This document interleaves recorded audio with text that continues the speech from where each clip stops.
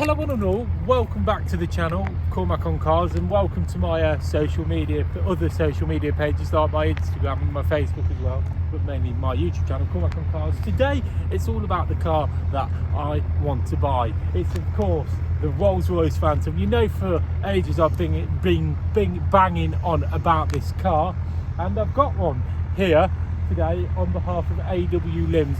They've very kindly invited me down because they know how much I'm after one of these cars. So should we go and take a look around it quickly? I think first of all we need to start with the most important thing, and that's under the bonnet. Why I love this car so much is the fact that it's powered by that there.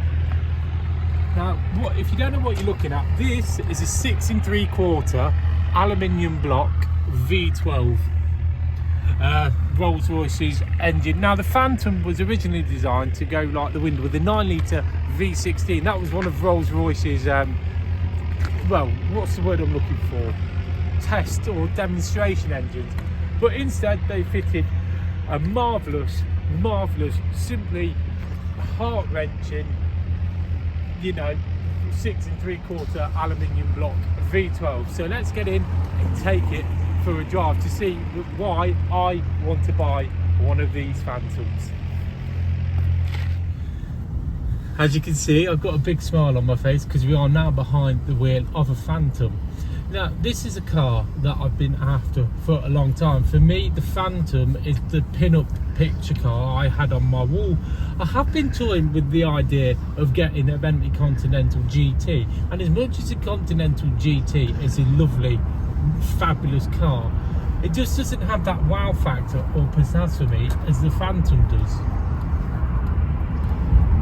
You know, with its 6 3/4 V12 up front, it produces 453 brake horsepower, and that propels the car onto a 0 to 60 time of just above 6 seconds and onto a top speed of 150. Now the power is sent through the 6-speed system via the rear wheels, and considering it's a 3-ton car, it just wafts along. It's just, I've never driven a car that I'm eager to get more than the Phantom. It's just so amazing. You're just cocooned with all this luxury. And what I like about this is the simplicity. For the radio, you've not got many switches. You've simply got off, on, and then you turn it, you click the button, and you turn the radio on. And the gear selector, you've got drive, neutral and reverse. There's no flappy paddle stuff in here. Amazing. And they say the loudest thing on a Rolls-Royce at 100 miles an hour is the clock ticking. You see, I'm currently sat here at 70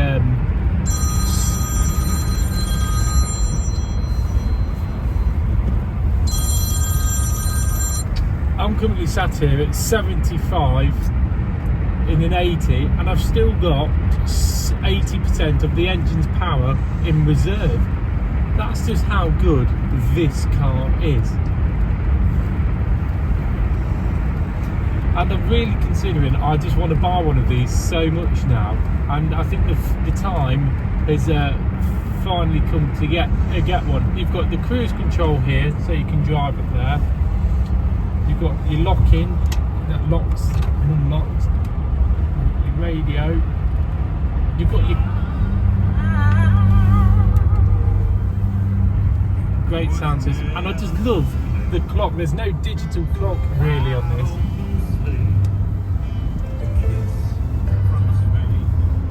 And with a Rolls-Royce, you don't feel like you're driving this. You just sit there, and the steering is that light. The wheel you can just turn with your little finger. It's that light. It's so comfy, and it turns so many heads. And even though I'm doing 70 miles an hour, I'm still trying to catch up with Lady Eleanor out in the front. She's that far out in front of me, I still can't catch up with her. And considering it's getting on for 3 tons, this car, I'm really having no problems going round corners with it. It handles very well for what it is, and it's a quick old car as well. You know, it tops out at 150. We'll show you some of this speed. You don't just need to thrash the throttle. When this car gets out of the way, you just put your foot down and you're waft along.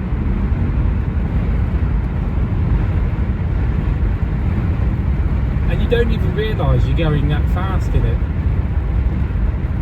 And then come into the next lane. Look at how good this steering is. It's so light. I've hardly turned the wheel. It's so good. And I came away from driving one of these a couple of years back with thinking that could be the best car I've ever driven. And in this video, I'm going to say it, the Rolls-Royce Phantom is officially the best car I've ever driven. Not only that, it still maintains it's the best car in the world. Nothing else can beat this. Now, there is one problem with it. You can pay 60,000 for a Phantom like this. However, you do have the Bentley Mulsanne as well, which comes with a lot more equipment, you know, with like rear TV screens. Yes, it misses the V12, but that car is much better to drive than this. It's more luxurious. However, for me, that lacks pizzazz, and this doesn't. This has such brilliant road presence. Everyone turns their head when they look at it, whereas the Mulsanne and the Flying Spurs, no one gives them a second glance unless you really know what they are. I love the Phantom. It's amazing. It really is amazing. It's the best car in the world.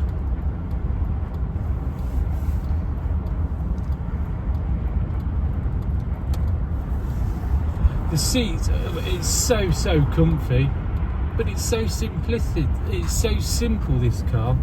I love how Rolls-Royce got this.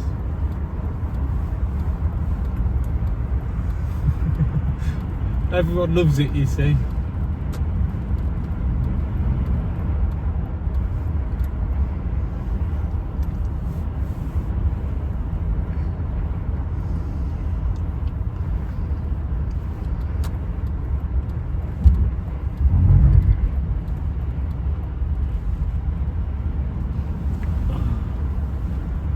When you're in driving a Rolls-Royce Phantom, it's just like you're in your own world. It's just like you just hear your own thoughts. You can actually hear what you actually want to think about. It's that amazing. You're just completely secluded from the outside world, and everyone looks at you, but you happen to know that you are the king of the castle when you're out on the roads in this. It's absolutely amazing. Now, another problem I find with this car is it is very big and very ostentatious, which is why I like it. But you can pull out and it picks up the speed very quickly. One thing that I'm not a big fan of though is this is the iDrive system in the Phantoms, and this is a laughing stock, this is, because even though you turn it, I want to get onto the phone, I want to get into the contact book, it's a bit slow, this is. Come on! This is the only problem I find with the Phantom, is this iDrive system. Right, you get into the contacts. No.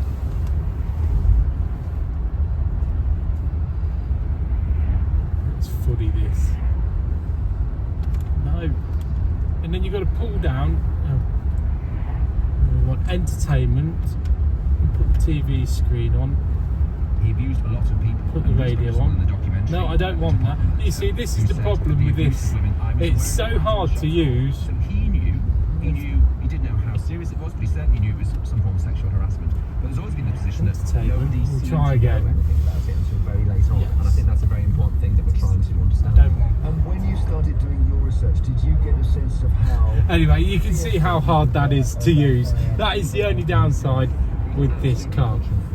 Well, anyway, I just love the Phantom so much, and I am now in the market to be looking for buying one of these. I want it ideally with the starlight headlining, the rear TV screens and mirrors that come down, and the picnic tables, and preferably the champagne fridge as well. So follow me on my journey in this video and on the journey of getting a Rolls-Royce Phantom, and remember to like, subscribe and share the video, and I'll see you all soon for another Cormac on Cars video as well. Take care, bye bye.